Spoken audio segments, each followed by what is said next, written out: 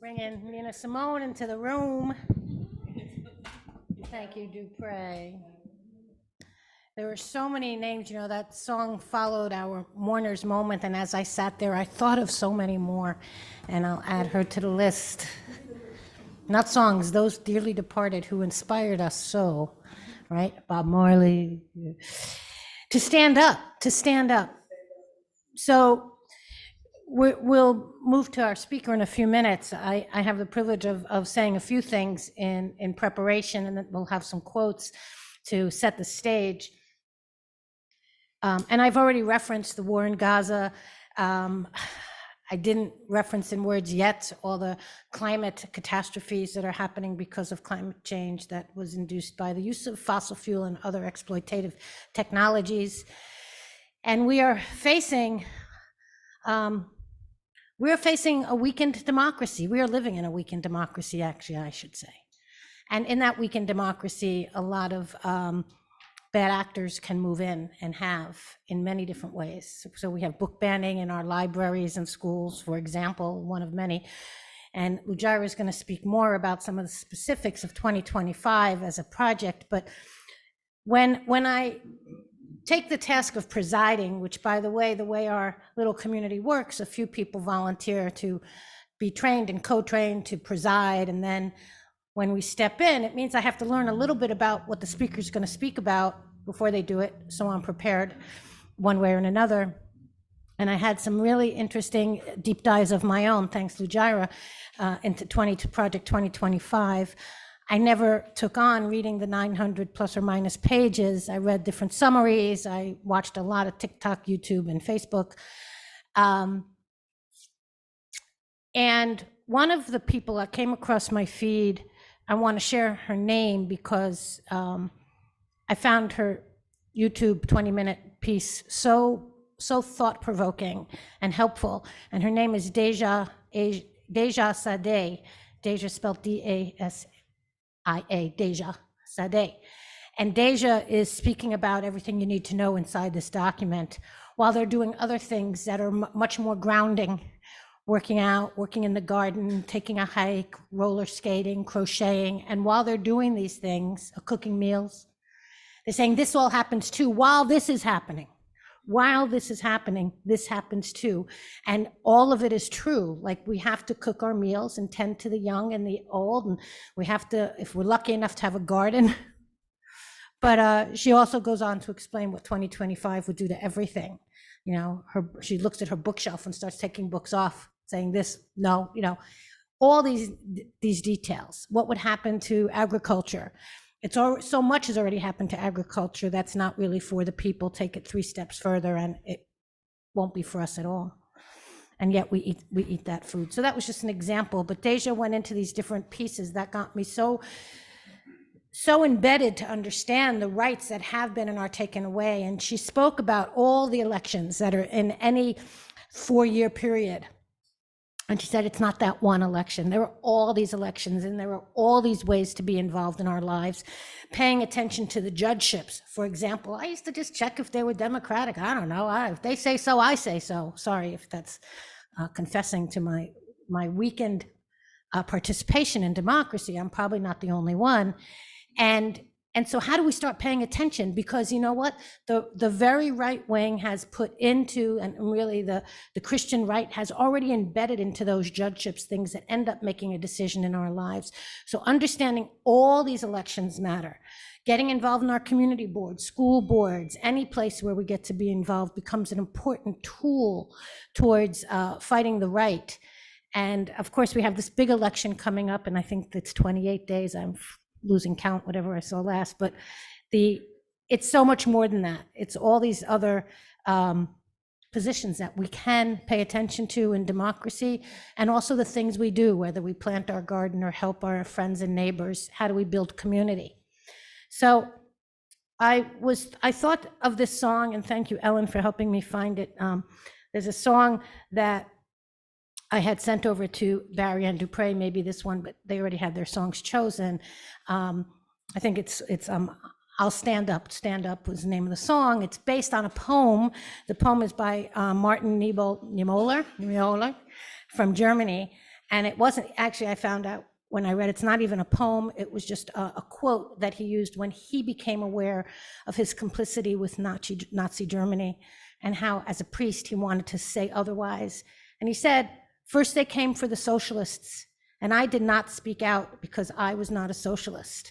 Then they came for the trade unionists, and I did not speak out because I was not a trade unionist. Then they came for the Jews, and I did not speak out because I was not a Jew. Then they came for me, and there was no one left to speak for me. Particularly drawn to that quote over many years to understand that I will stand up. And what does that mean to stand up? It might mean vote not in one election, but in all 7, or every chance of every piece we have. It might mean showing up in different places, whether it's a demonstration or it's actually running for office or making policy or speaking to our council members. We had Shahana Hanif here a month ago. Being involved any way we can becomes so important. And I guess I wanted to frame this a little bit of, let's face the facts and let's see the antidote. Because the antidote is standing up. And the community around the American Ethical Union is one of many, many around the globe where people stand up together and build community in that face of standing up. So I want to sort of uplift that antidote of what do we do when we come together, and recognize that we also need very hard to face some facts. So I'm going to ask Pat to put on some quotes. We have 5. So again, part of, just to be transparent, part of presiding, working with the speaker, coming up with some quotes that frame the conversation. There are 5, and I think I would love to invite 5 people to volunteer to read. And I have a mic here, so I see if I can get someone to read the first quote. Do this too. Testing. Thanks, Vincent, and then pass it to the next person who raises their hand. Freedom is not free. Sometimes one must fight. Commander Rihanna Moore, Karzima, Land of Freedom. And can I get another? Oh, thank you. Say your name again. Vernon. Vernon. Yes. If freedom of speech is taken away, then dumb and silent we may be led like sheep to the slaughter. Thanks. Muriel will read this next quote. Who would have known from George? Okay, freedom is never more than one generation away from extinction. We didn't pass it to our children in the bloodstream. It must be fought for, protected, and handed on to them to do the same. Ronald Reagan. Thank you. And the next slide, Pat. I think they may be missing because we inserted some things. Okay, I'll read the next one. Okay, all right, I was gonna say I found them here. Why don't you read the next one and I'll read the last. The next one, which is the longer one. Okay. Be impeccable with your word. Speak with integrity. Say only what you mean. Avoid using the word to speak against yourself or to gossip about others. Use the power of your word in the direction of truth and love. And that's from Don Miguel Ruiz. And you can bring, I'll take that from you in a minute, Nancy. Yeah. The last quote that Lujira offered us is, war is peace, freedom is slavery, ignorance is strength. And that's a quote by George Orwell. One of the things Lujira and I share is a love for science fiction, or we might say speculative fiction. I don't really want to say dystopian, but that too, when we look at the sad way things can go and the resistance to that. So I believe we probably share an author that we both have loved, Octavia Butler. And Octavia Butler has a number of books, and she passed away a while ago. But in Parable of the Sower, which is the first of a trilogy, somewhere is the year 2025. Something starts in the year 2025. If I have the year right, it might have been 2024. And it's predicted, right? This is written a while ago and jumps into this moment in time. And in that speculative fiction of horror, a lot of these quote unquote truisms that George Orwell may have said, like, ignorance is strength and freedom is slavery, is what was being said then too in this futuristic fiction. And I think it's important for us, like, to see that and see how we lean away from it. Her Shiro in the story is one who builds community wherever she goes and finds some of that grace and love and caring as she builds community in resistance. And that really speaks, I think, to Don Miguel Ruiz's quote, "Be impeccable with your words, speak with integrity, say only what you mean, avoid using the word to speak against yourself or to gossip about others. Use the power of your word in the direction of truth and love." Maybe I didn't need to say all of that, but I'll say again, use the power of your words in the direction of truth and love is one of the antidotes that we can practice every minute. And so as we inspire ourselves to use the antidote of truth and love and care, may that be part of what we carry every minute of our day while we are facing horrible atrocities, and we are going to have to show up and care for people all the time, some days more, some days less. We're going to have to resist in all kinds of ways. And so part of that is resistance looks like joy and love too. So I want to sort of, again, feed in that antidote of thinking and recognize that when we are awoken, we see the horrors that are occurring, we can also be present and be part of the healing antidote that shows up for people, and vote and get involved in policy and be an activist. So Lujira has become a good friend over the years, joined the society probably 15 years ago, I don't know. Yeah, so I'll just read her bio so I don't leave anything out, but I love to talk about her as someone who has inspired me. An African-American 75-year-old lesbian activist who lives on the Upper... Oh, I was wondering if that was dated. I was wondering. Act 77, lives on the Upper West Side. Her interests include writing, photography, advocating for LGBTQ persons of all ages, and she facilitates a writing play shop at SAGE, a center for the LGBTQ older community. Play shop because writing should be fun. She spoke at the open ceremony of World Pride 2019 as a SAGE member.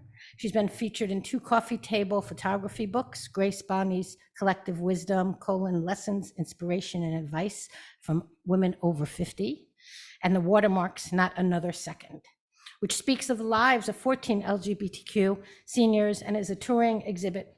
She's published 1 book, Theft of Trust, and is currently working on a space saga, I can't wait, and a second in the theft theories about strong women.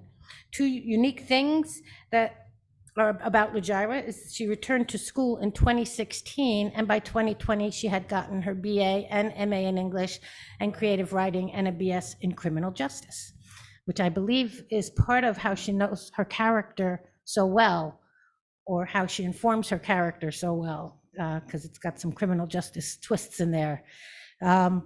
She did a presentation in 2020 in the Gerontology Society of America on creativity and to ease tortured LGBTQ seniors.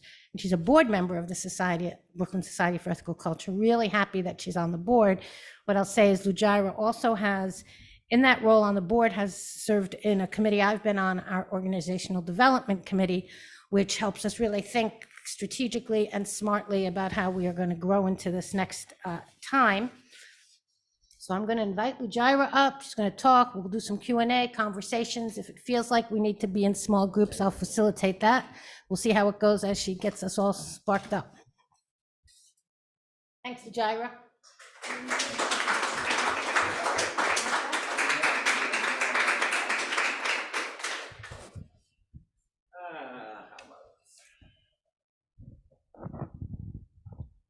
Some of us don't like wires.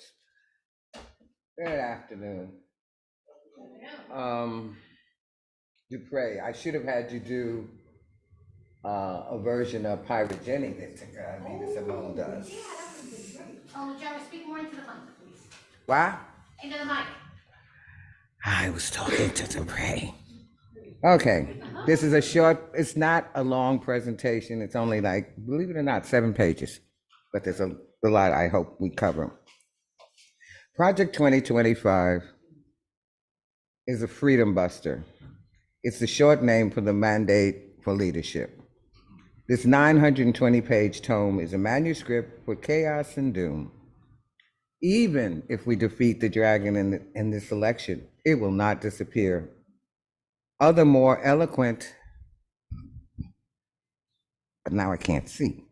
I got it. I got to give you grief, Rebecca. Other more eloquent and less abrasive people will adopt these ideas. It's a playbook to deconstruct the gains acquired during our 248-year history. It will destroy freedom as we know it. Think about this. No one creates a playbook without the intending to use it. Yes, this Ronald Reagan quote was really intriguing to me. Freedom is a fragile thing and is never more than one generation from extinction. It is ours not by way of inheritance. It must be fought for and defended for each generation. True and profound. However, for those manifesto creators, their freedom dismantles ours. The foreword in the manifesto describes the plan. The rest is about how the actions for success. It will affect us from birth to senior status, maybe even death, but I don't know, including education, reproductive rights, climate change, healthcare, job loss and protections, and the administrative state. To understand it, there is a quick version, a 48-page, The People's Guide to Project 2025, and it does make this much easier to read. The non-humanist approach of Project 2025 is reflected in 3 novels. It Can't Happen Here, The Handmaid's Tale, and Faithless in Death. Each place stark restrictions upon women and minorities. Educational and economic constraints became the norm. The president-controlled government used federal forces to arrest and prosecute perceived enemies. Is this what you want? I have to make a digression here because now I'm looking at this and I'm thinking about bringing up the Sedition Act of 1798 or whenever it is. I bring it up again, but Pat, could you bring up those losses slide somewhere? I don't know where it is. But anyway, it is estimated that 4.3 million people could lose overtime protections, 40 million food assistance, 220,000 American jobs, and 1 million children the benefit of Head Start.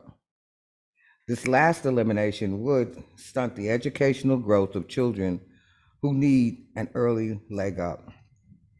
It also has the denial of students' tuition assistance, in 25 states and DC, because their schools provide in-state tuition to undocumented migrants.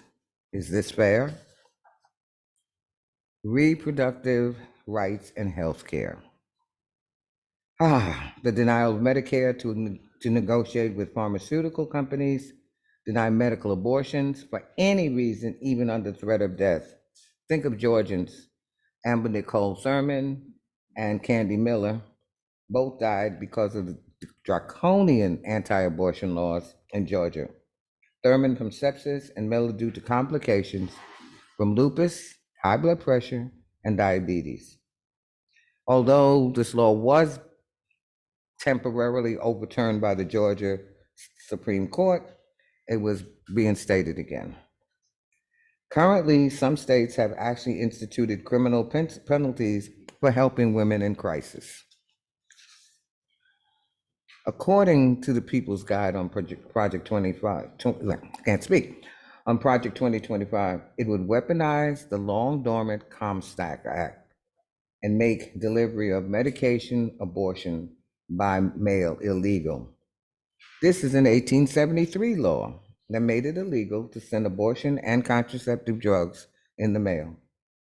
Also, P25, 2025, would have both the FDA and the EPA to act. The FDA to reverse its stance on abortion, and the EPA to designate abortion drugs as cancer-causing forever chemicals, PFAS, polyfluoroalkyl substances, which are used to make products grease, water,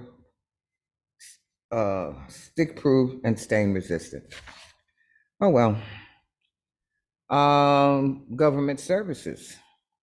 Essential government services would be upended by replacing the 40 to 50,000 civil servants. And if you look at that list, you can think about all the people that are involved in doing these jobs would be out of jobs, and you'd have partisans in place. The Schedule F executive order instituted by the Trump administration, I hate saying his name, will make it easier to fire federal employees. The impact on social services such as Social Security, SSI, Medicare, Medicaid will be devastating. Education will be stripped of references except in a negative light that does not meet the ideal.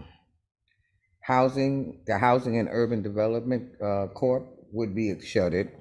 Merit will not count with the removal of competitive exams, and civil service clearances would be politicized.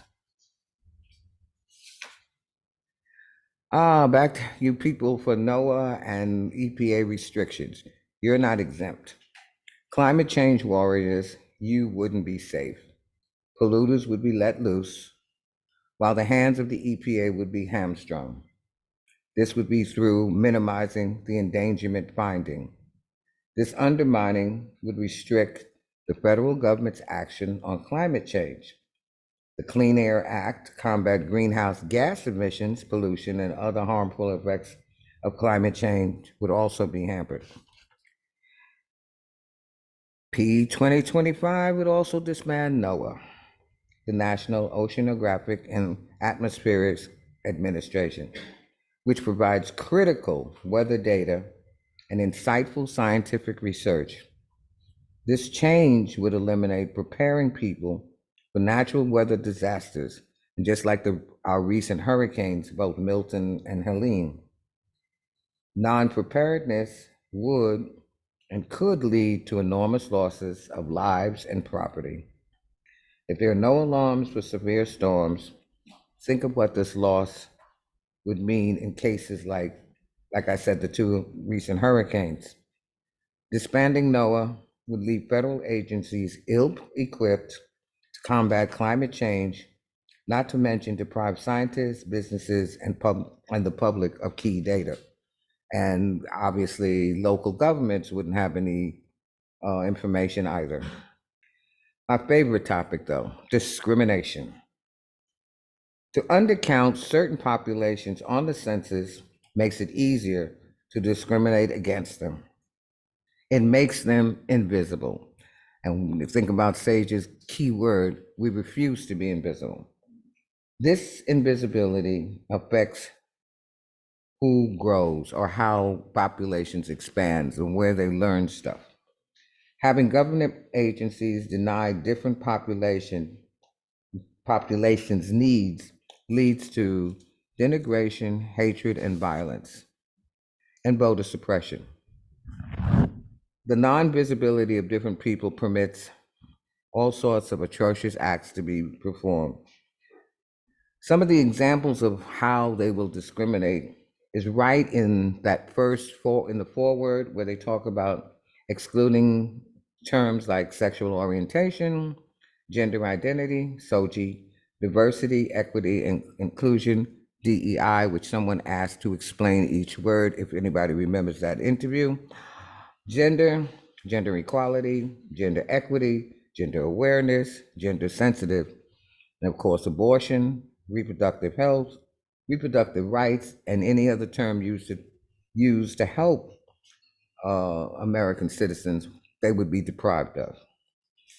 P 2025 would allow extremists to access personal information about patients' reproductive care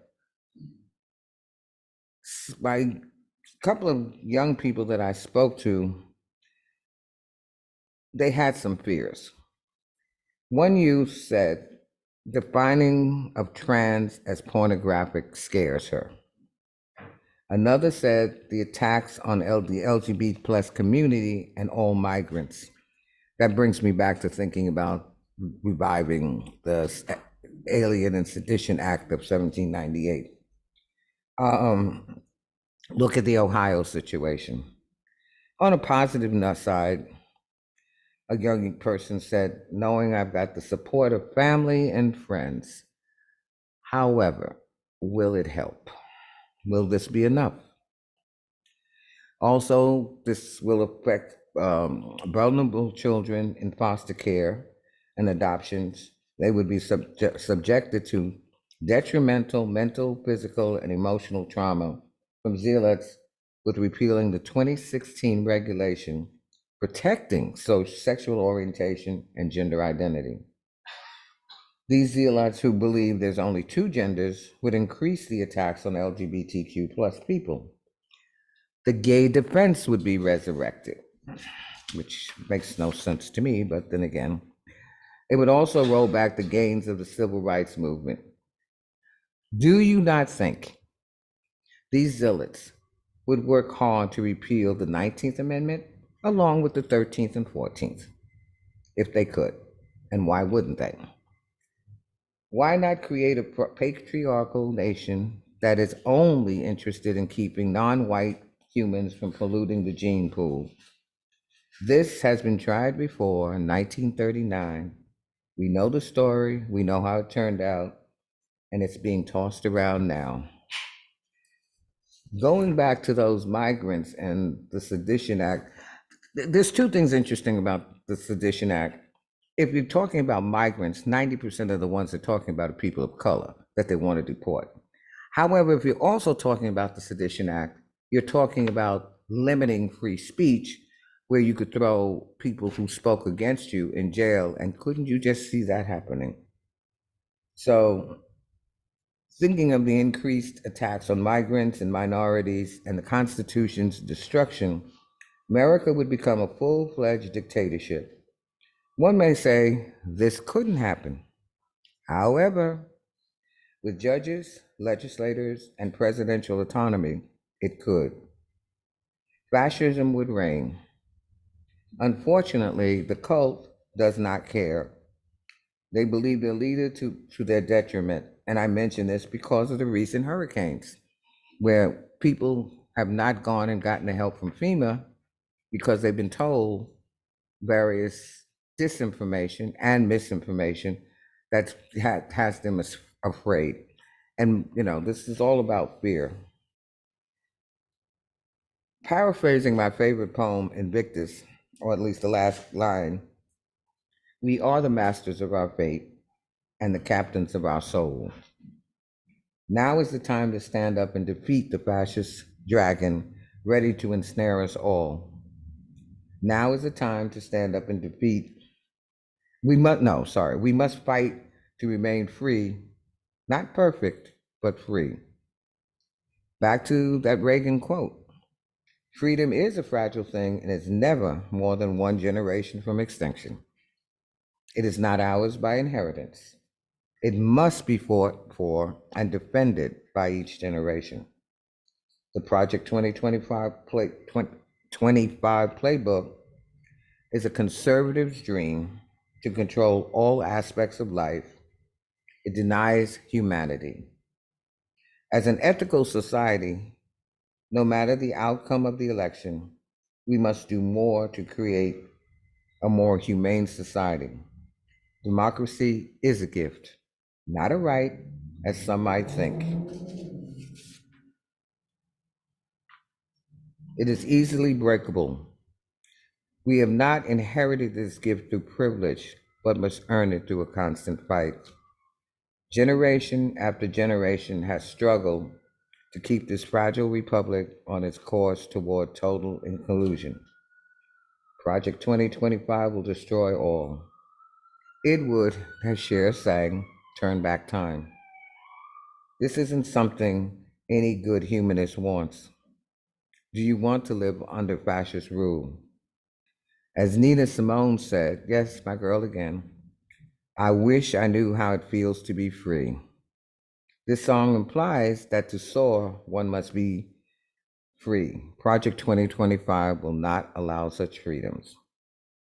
My character, Rihanna Moore, does agree and says freedom is not a given. There are times when one must fight to sustain it. Now is the time. What's next? I have no idea what you people have done. Don't mind me. Oh, we can do some. We'll have a little conversation with you, Lujira, okay? So I mentioned that in my research to keep up with Jira, I went to YouTube, found some stuff, and I wanted to share this. It's by Chris Hedges, and some people know Chris Hedges. We hosted him probably now about 7 years ago. Yeah. He's a journalist, and he said about Project 2025, a society becomes totalitarian when its structures become flagrantly artificial. And he said Orwell, he's quoting George Orwell. Okay.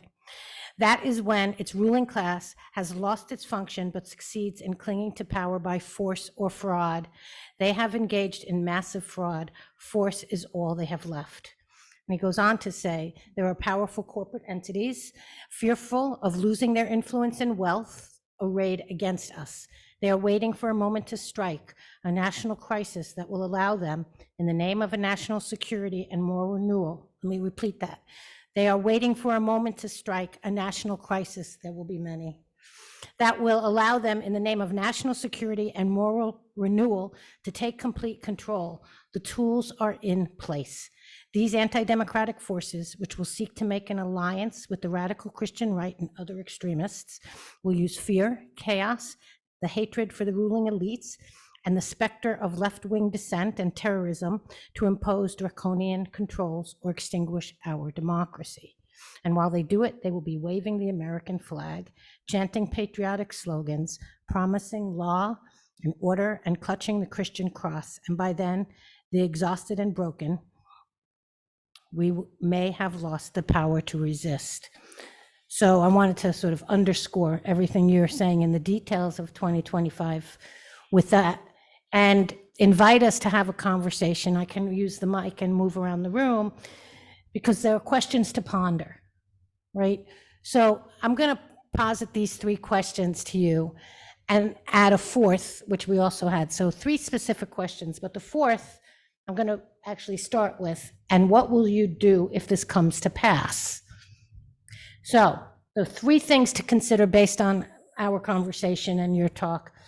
Should medical professionals have to choose between following the Hippocratic Oath and losing their license and be imprisoned for up to 10 years? How do you think implementing Project 2025 will improve the lives of your daughters, mothers, nieces, and friends? What do you think would happen to Jackson, Kagan, Sotomayor, can't speak, and Kami Barrett if the women Supreme Court judges, if Project 2025 is implemented? So those are some things to spark a conversation. What will you do if all of this and any of this comes to pass? And I think that's a little bit of what we can offer now to get us to talk. And if anyone in the Zoom room wants to raise their hand, please do. You can come on. Any reflections on this that we'd like to talk about? The other option is we can turn to our neighbors and have this conversation. Okay, I see Tom and I see Vincent, and I'll work the mic.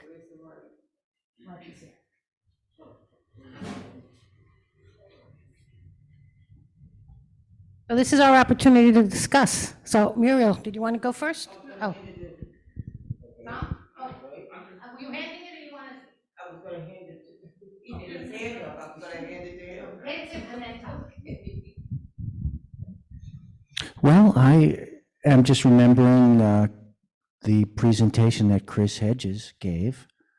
I don't know how long that was ago, but his conclusion was at the time that regardless of, I mean, we weren't even worrying about Donald Trump at that point, that given the direction our society was moving in, that nothing short of mass civil disobedience, like these general strikes that they were having in Europe, where everything just comes to a stop, are what are going to have to be called for in order for this train to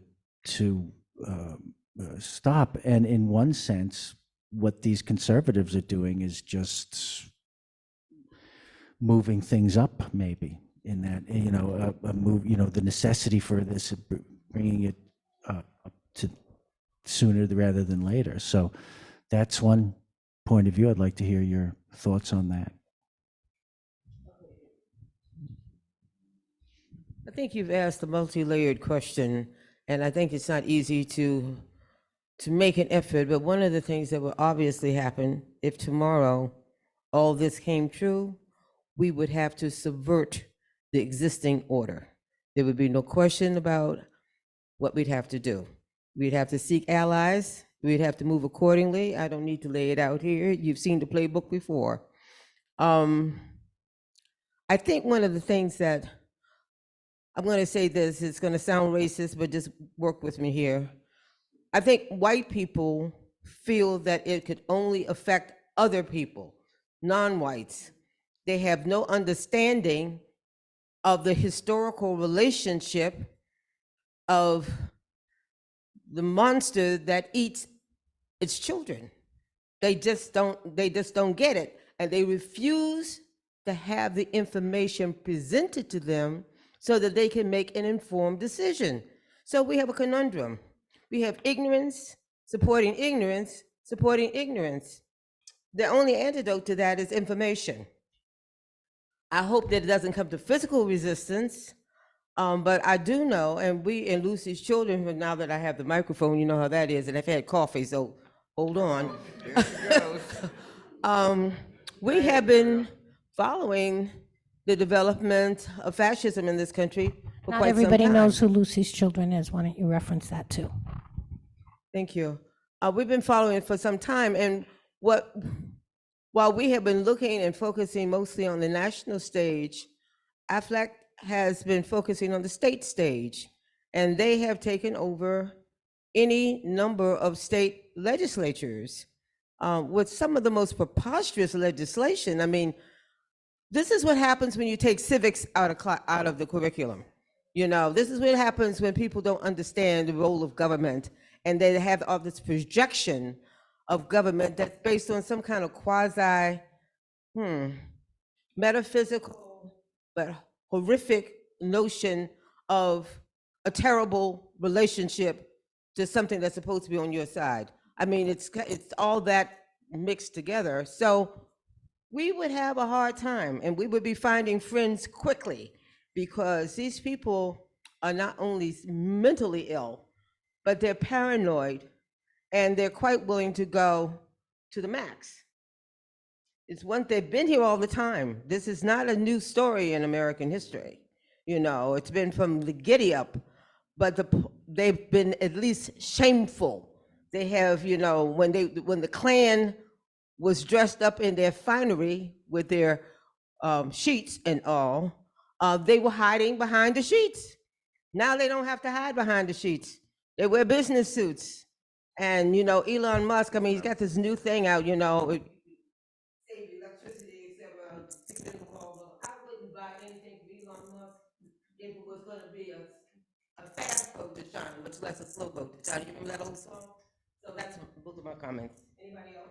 I had Tom in the room, and people are applauding, Muriel, supporting your thoughts. And after Tom, I saw Sarah had their hand up, and then Vondra. Okay, great. Thank you. First of all, Lujira, wonderful presentation, and you're the model of what I want to be when I turn 77. Okay, so thank you for that. You'll make it. I'll take it. Yes, Both maybe different fashion choices, but yeah, I'm good. So I was trying to think of what the analogous situation would be to where we are right now, and I go back to 2000, right? So you have a narrow electoral college victory with some Supreme Court assistance, and then after that, you have George W. Bush running the country, but actually it was Dick Cheney was the one who had his act together, ran the country. There was probably some help from the Heritage Foundation, who authored this project 2025 piece. And then there was a crisis, as Chris Hedges suggested, which was 9/11. And then Cheney, took advantage of that situation. We ended up going into Afghanistan, even though bin Laden was in Pakistan, and we ended up invading Iraq, even though the 9/11 pilots were from Saudi Arabia. And we all know how that operated. So my question is, what is? I think clearly the election's going to matter, because it's not only the presidency that's up for grabs, it's also the House and the Senate, and all of those races are very, very close, and you can look at different options there. But then the question is there going to be another crisis to go ahead and follow? Is it going to be, Trump establishing his detention camps for the migrants, and then there being some demonstrations and the establishment of those camps, and probably some physical confrontation on that? Is there going to be a national 6-week abortion ban? Trump says, yeah, let's go ahead and leave it up to the states, but that's not what the 2025 people and J.D. Vance are talking about. That is it going to be a crisis that's to the advantage of progressives or to the advantage to the to the right? So we're in a very, very fraught, difficult time. And as for ethical culture, yeah, education is part of it, support is part of it, but the question is, what can be the focal points for political activism in this country and in Brooklyn in particular? Because I think Brooklyn could be a focal point for progressive political activism and reinvigorating the progressive forces within this country. So to see what happens. And thanks again, Lujira, for bringing all this up, and Rebecca for honchoing this. And next.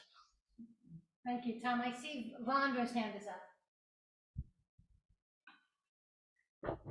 Vondra, Hello there.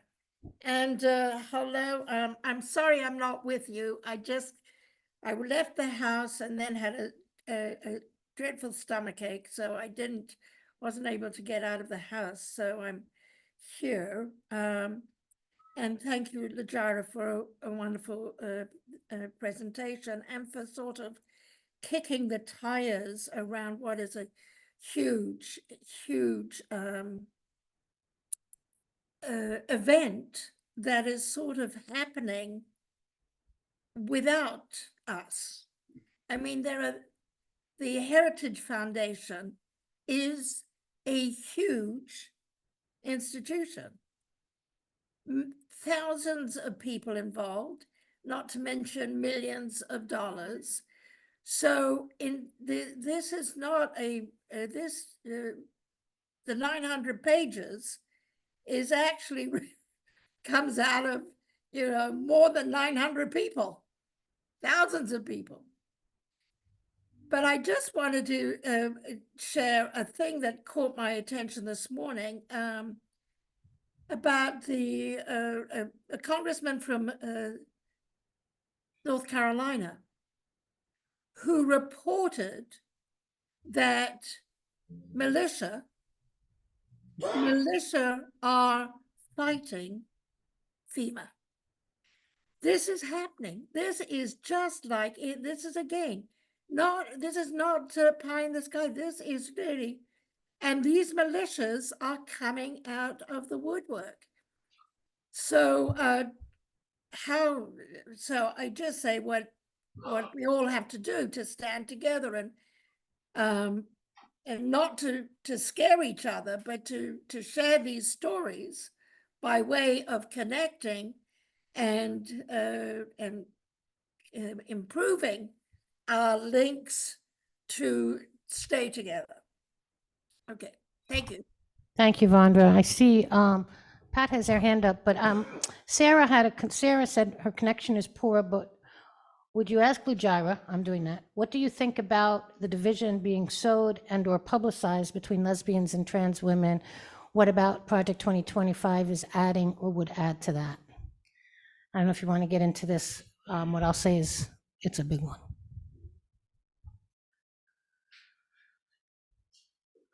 I think the one place that there's an issue with that, besides the many issues, is that back to that gate offense thing. You know, that was one of those things they brought up. I think lesbian women need to, it is tricky because you really have to think about whether trans women should take part in certain sports or activities. I'm not going to get into that because I'm not even sure where my head is on that. Most things, I do things like the Transgender Day of Remembrance because I do a poem every year, my one poem a year. And I think what I dislike, and I think where I think there's a big issue is, why should someone be killed just because of who or how they present themselves? I think somebody said, as of a week ago, there were 26 trans people killed. And it's not going down. It's always about the same thing, somewhere between the 20 and 30. Why? Every year it's the same thing. And I don't know what it'll be by the day of Transgender Day of Remembrance. I think lesbians need to take some time. I think we need to stop talking about divisions and try to find a way to find some common ground. Thanks. There's, in the interest of time, I just want to say that that's a big topic. Maybe we would do a platform just on that. But I was looking for the quote. I was looking for the quote that I repeated because I think it's so important. Use the power of your word in direction of truth and love, by Miguel Luis. And the reason I want to go back to that is sometimes these things get really complex when the flame is being fanned by the ultra-right, and we need to step back and much like the vice president candidate is sort of saying, it's not your business what I do, right? Like, can we move with love? And mind your own damn business. Thank you. But anyway, I want to thank everybody. Muriel, you really brought up a lot of things that are very important to think about. What does resistance look like? And in these times going forward, as there will be more attacks for different reasons, and I just want to, Vondra spoke about how FEMA's being attacked by our own National Guard. I mean, I don't even understand that, but that's the point. We can scratch militia, the militias. Okay, their own militia. The militias. Go ahead. The militias are the updated Klan. Oh, the updated Klan attacking, but we're all in this country together. So yes, so the militia, that self-proclaimed militia is attacking FEMA workers is one step away from an internal civil war. And I think it speaks to what Chris Hedges spoke to, what you spoke to, Tom, that the next crisis, and we just had some really big ones with these hurricanes and tornadoes, become an excuse to attack and retain and restrain. We missed one with the strike being settled. Can you imagine that, how that would have come out? We'll let Ellen get the last word. Oh, it hands up still? Speaking of use of language, one word that I would love to see banned from these discussions, if you're going to talk about banning words, is the word conservative. These people are not conservative. Conservative is measured, protective. These people are reactionary, they're fascists. They're we need to call them what they are. They are not conservative. Thanks, Ellen. So now, in the interest of time, Lujira, did you want to have any last word before we invite some music? I'm going to forego the video.